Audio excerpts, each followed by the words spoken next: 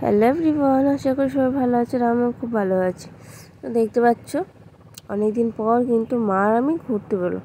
মাকে বলছিলাম বেশ কয়েকদিন হয়েছে বাড়ি এসেছি, কোথাও যাওয়া হয় না, তো চলো আজকে একটু জেঠু বাড়িতে ঘুরে আসি। সেই জন্য দেখো যে কথা সেই কাজ। তারপরে বলতে নাই বলতেই আমরা জেঠু বাড়ি চলে এসেছি। আমাদের বাড়ি থেকে জেঠু বাড়ি বেশি দূর না। তারপরে দেখো তোমাদের ঘেরিটা দেখাচ্ছিলাম, আর এই যে বড়মাদের ঘর। তো চলো মা আর বড়মা কী করছে একবার দেখে আসি। তো দেখতে পেলে মা আর বড়মা ওখানে বসে বসে গল্প করছিল, কারণ অনেক দিন পর দেখা হয়েছে, ওই জন্য দুজনে অনেক কথা আছে, তাই ওরা দুজনে কথা বলছে। তারপরে দেখো এদিকে আমি তোমাদের ঘেইটা দেখাচ্ছিলাম। আর এই যে ঘরটা দেখলে না, এটা কিন্তু আগে বিএসএফের ক্যাম্প ছিল। আমাদের এই জায়গাটা প্রায় বাংলাদেশের কাছাকাছি, বলতে গেলে একদম ধারে। তারপর দেখো জেঠুর দোকানে চলে এলাম। জেঠু বসে আছে, দাদার সাথে কথা বলছিল, আর এদিকে দেখো দোকান দেখাচ্ছিলাম। চলো আমাদের ক্যানাল দিয়ে একটু ঘুরে আসা যাক। তো দেখতে পাচ্ছ এটা হলো আমাদের ক্যানাল। আমাদের এখানে সবাই খালি বলে, তো এই সোজা তাকালেই দেখা যায় বাংলাদেশ। তো কে কে যেতে চাও চলে আসো। তারপরে দেখো জেঠু আমাকে ডাকছিল যে মা এদিকে আয়, দোকানের লোক আসছে, একটু দোকানে বস।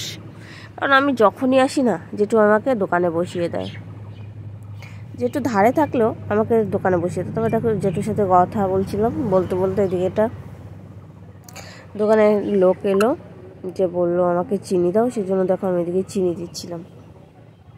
আমি দোকানে টুকটাক সবই পারি, কারণ যখন প্রায় জেঠুদের বাড়ি যেতাম আমি দোকান চালাতাম, তাই সেই জন্য আমার একটু অভ্যেস হয়ে গেছে, আর আমার ভালোও লাগে দোকান চালাতে। তারপর ওনার কাছ থেকে চিনির দামটা নিয়ে পয়সাটা রেখে দিলাম।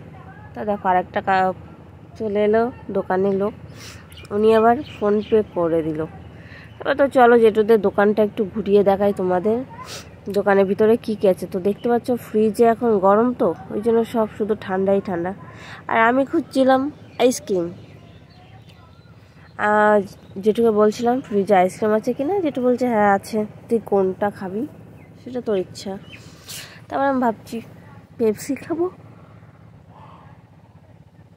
না আইসক্রিম খাবো। তাই ভাবছি না, এত বাছাবাছি না করে একটা কর্নেটোই নিয়ে নিই।